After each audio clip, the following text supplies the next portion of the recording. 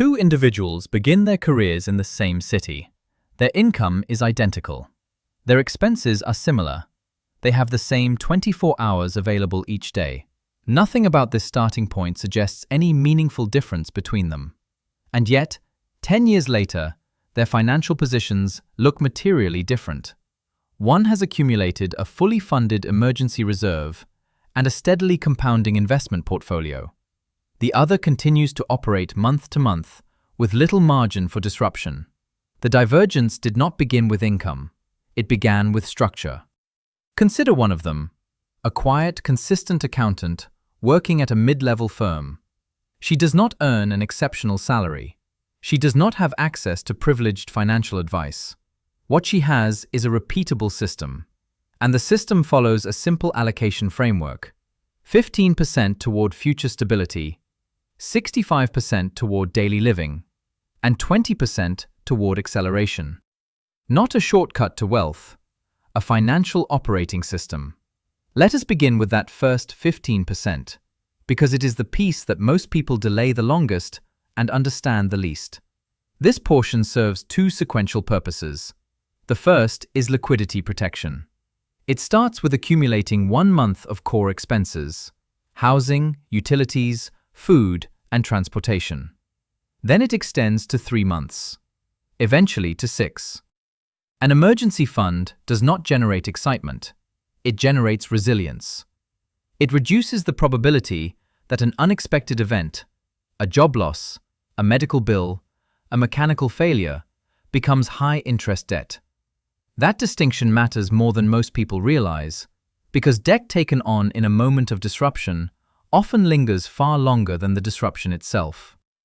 Once that reserve is established, the same 15% shifts toward long-term compounding. For illustration, consider an $8,000 investment earning an average annual return of 7%. Historically, the S&P 500 has delivered approximately that return over long periods, though actual results vary year to year and are never guaranteed. Left invested for 30 years without additional contributions, that amount would grow to roughly $60,000. Now consider a delayed strategy. If contributions begin 10 years later, even with larger annual deposits, the ending value may still be lower due to reduced compounding time. Time, not intensity, is often the dominant variable. If this kind of structured financial analysis is useful to you, consider subscribing. This channel focuses on systems, not headlines. If your employer offers a retirement match, contributing at least enough to receive the full match is typically a rational first step. Employer matching represents an immediate return on contribution. After that, tax-advantaged accounts such as a Roth IRA may be considered, subject to current IRS contribution limits and eligibility requirements. Always verify the most recent limits through official sources. Broad market index funds provide diversified exposure at low cost. Historically, long-term passive participation has outperformed most active trading strategies after fees. This is not a guarantee of performance. It is a reflection of long-term data. The discipline is straightforward. Contribute consistently, avoid reactionary decisions, and allow compounding to operate uninterrupted. Now let us examine the 65%, the portion that funds daily life. This covers essential categories: housing, food, transportation, and utilities. Setting a ceiling forces proportional living. If take-home income is $4,000, $2,600 becomes the combined boundary for those essentials. Housing is typically the largest variable. Many financial planners suggest keeping housing near or below 30% of gross income. Exceeding that threshold is sometimes necessary, but doing so reduces flexibility elsewhere. Transportation costs should be evaluated in full, including insurance and fuel. Vehicles are depreciating assets. Over-allocation here can meaningfully slow long-term capital formation. Food, utilities, and household expenses complete the essential structure. The purpose of the 65% category is not restriction. It is containment. And containment preserves the integrity of the other two buckets. Most people never collapse financially because of one reckless purchase. They collapse because daily spending quietly absorbs the margin that was meant for saving and compounding. If you are finding this framework useful, subscribing ensures you receive future system-based financial discussions rather than fragmented advice. The final 20% supports acceleration, though not in the way most people expect. The first priority within this segment is high-interest debt elimination. Any liability with an interest rate meaningfully above long-term market returns compounds against you.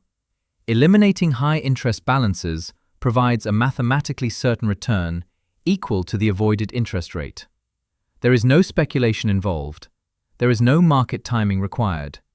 It is one of the few guaranteed outcomes available in personal finance. After debt is removed, the 20% can be divided between targeted savings goals and discretionary spending. Short-term goals such as a home down payment or major purchase should be assigned dedicated accounts.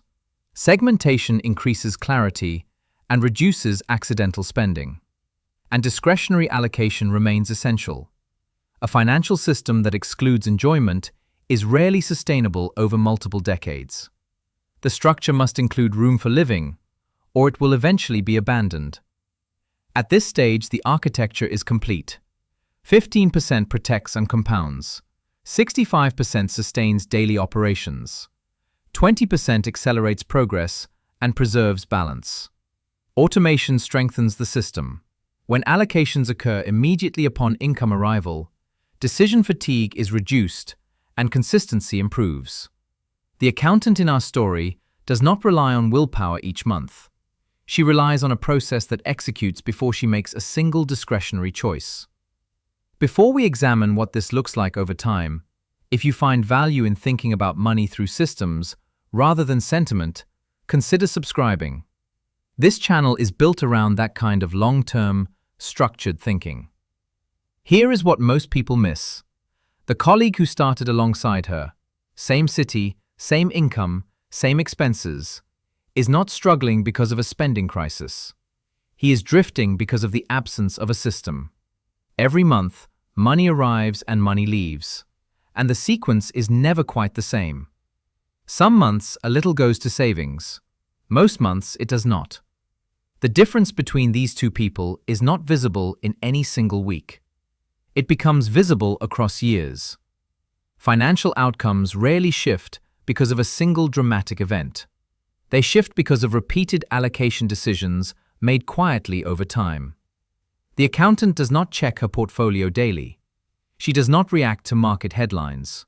She contributes. She contains. She lets compounding operate without interruption. 10 years in, she has a fully funded emergency reserve, a growing portfolio, and no high-interest debt. Her income has not changed dramatically. Her structure has simply been allowed to work.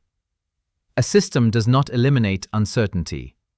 Markets fluctuate, jobs change, expenses arrive without warning.